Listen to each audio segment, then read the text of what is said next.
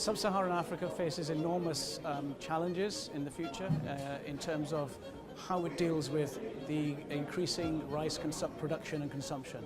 It's the fastest growing rice production region in the world today, and yet we import 40% of our supply.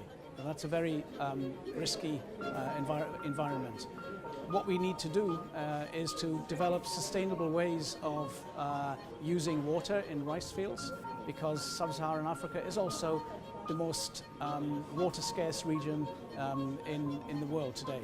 So this conference was discussing ways that we can increase the sustainability for rice farmers in Africa, ways that we can produce more crop per drop, ways that we can increase the biodiversity in farmers' fields to improve nutritional security, as well as simply provide the calories to see that much more closely prioritized in the climate change negotiations in the future.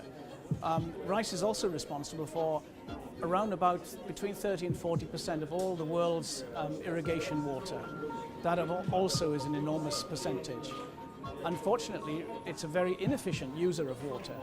On the research farm, you can achieve efficiencies of 80%, but on a typical farm, you may achieve only 20%.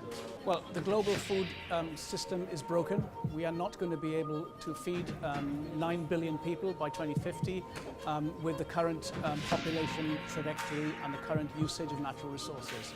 Now, efficiency gains by themselves are not going to be enough. We are going to actually need to move towards a transformation of our dietary systems. And that will include, in the rice context, not simply persuading farmers to be better subsistence farmers, but also to be increasing the value added on the farm by, for example, bringing in new crops into the rotation, bringing in higher value crops that can improve their livelihoods and benefit them in terms of nutritional security.